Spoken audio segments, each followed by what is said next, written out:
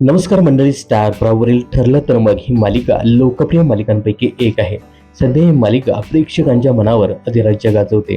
आता याच मालिकेतील एक प्रमुख अभिनेत्री लवकरच नव्या कोऱ्या मालिकेतून प्रेक्षकांच्या भेटीला येते. तर ठरलं तर मग या मालिकेत सायलीची जिवलग मैत्रीण कुसुमताई गेल्या काही दिवसापासून या मालिकेत दिसत नाही. मधुभाऊ कोमात आहेत, याशिवाय आश्रम केसचा निकाल सुद्धा लागला नाही. त्यामुळे आता कुसुम आश्रमकडे लक्ष देते असं मालिकेत पाहायला मिळतंय.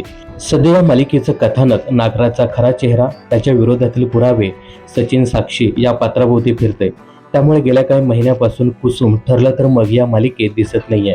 आता कुसुमची भूमिका साकारणारी अभिनेत्री दिशा दानडे थेट नव्या मालिकेच्या प्रोमोमधून प्रेक्षकांच्या भेटीला येते. कलर्स वाहिनीवर येऊ घातलेल्या नव्या मालिकेत म्हणजे मी जिंकून घेईन सारं या मालिकेत दिशा महत्त्वपूर्ण भूमिकेत दिसणार आहे. तिच्या भूमिकेचं नाव बेबी आत्या असं असून प्रोमोमध्ये दाखवल्याप्रमाणे करण छवी म्हणजे नायिका मागच्या गाडीतून बेबी आत्याबरोबर येते असं हिरो आपल्या आजीला सांगतोय. त्यानंतर छवी गाडीत बसायला जाते, पण आत्या दरवाजा बंद करून घेते आणि तिला म्हणते, तुझी तिथे गरज नाहीये, श्रमित आहेस, घर सांभाळ.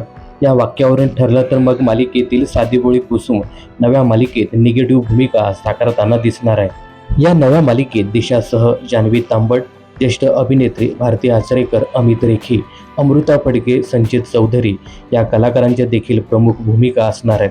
आता ही नवी मालिका कलर्स मराठीवर केव्हापासून प्रेक्षकांच्या भेटीला येते हे पाहणं खूपच इंटरेस्टिंग ठरणार आहे. तर या नव्या मालिकेबद्दल तुम्हाला काय सांगायचं आहे, कमेंट्स करून नक्की सांगा.